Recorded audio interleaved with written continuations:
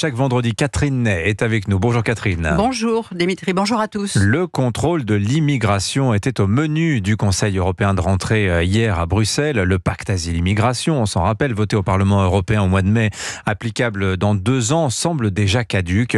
Ursula von der Leyen, la présidente de la Commission, propose d'aller plus loin avec des solutions innovantes, Catherine. Oui, en fait, c'est Giorgia Meloni qui fait école et c'est elle qui inspire la présidente de la Commission européenne qui est devenue sa grande amie. Et elle vient de passer aux travaux pratiques. Lundi, 16 migrants venus d'Égypte et du Bangladesh ont été conduits en Albanie, d'où ils pourront remplir leur formulaire de demande d'asile. C'est l'aboutissement d'un accord politique passé avec son homologue albanais il y a 1 an, moyennant finance. Et bien sûr, l'Italie a construit un centre de rétention de 800 places qui a obtenu le statut d'enclave italienne.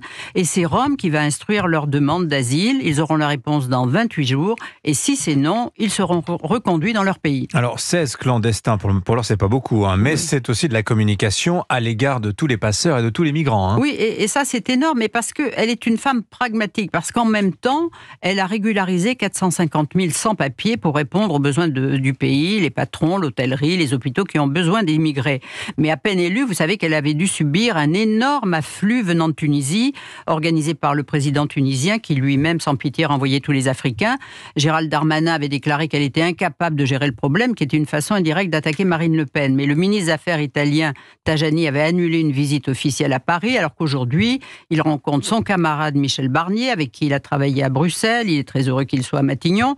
Et Bruno Retailleau, à la frontière franco-italienne. Il y a du réchauffement en vue entre les deux pays. Alors Catherine, il faut expliquer qu'il y a une méthode, Giorgia Meloni. C'est une femme qui croit à la diplomatie. Ah mais oui, parce que là, sur l'affaire tunisienne, aussitôt, elle avait été rencontrer le président tunisien, qu'il y avait de gros problèmes de trésorerie. Elle avait amené von der Leyen, qui a apporté beaucoup d'argent, et surtout, elles ont obtenu pour que le pays une aide du FMI. Et depuis, de fait, les arrivées irrégulières en Méditerranée ont baissé de 39%. Alors, les débats qui ont eu lieu hier à Bruxelles, Catherine, dessinent une Europe beaucoup plus volontaire que par le passé, sur le contrôle des arrivées sur le sol européen. Oui, parce qu'en septembre, on a vu Olaf Scholz, qui est à la tête d'une coalition de gauche, remettre du contrôle aux frontières parce que les hébergements sont saturés, que la situation n'est plus maîtrisable, les structures de soins sont surchargées, 50 000 arrivées illégales les 6 premiers mois, il fallait stopper. Et puis fin août, il a même renvoyé dans leur pays 23 Afghans qui sortaient de prison. Un avion qatari les y avait amenés. En octobre, les Pays-Bas et la Hongrie ont demandé une dérogation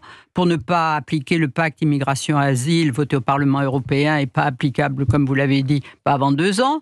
Et il y a le Polonais, Donald Tusk, qui suspend le droit d'asile parce que lui, il doit faire face à une arrivée de migrants qui entrent par la Biélorussie. Vous l'avez compris, c'est un mauvais coup de Moscou.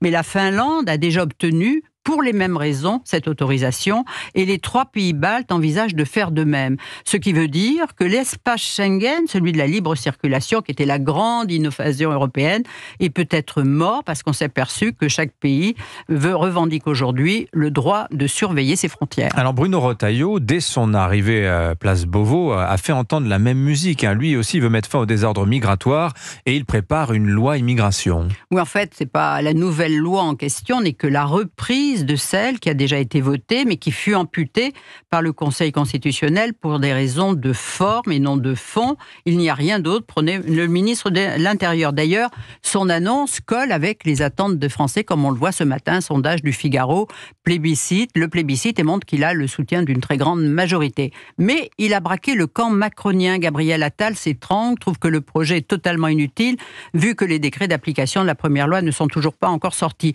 Roland Lescure, Stéphane Travers, pour ne citer que, sont dans une fronde totale. Mais c'est toute une aile gauche qui refuse par principe, parce qu'on n'en sort pas, c'est faire des cadeaux à l'extrême droite. Donc ça risque de renforcer l'extrême droite. Et si, justement, c'était le contraire. En tous les cas, c'est une forme de cécité et même de surdité à l'égard de leurs électeurs. Moi, ça me rappelle Edgar Faure qui disait à François Mitterrand, « Mon cher François, il faut avoir de temps en temps le courage de prendre des mesures populaires. » Phrase formidable. Signature Europe 1, signée Catherine Ney. Merci beaucoup Catherine.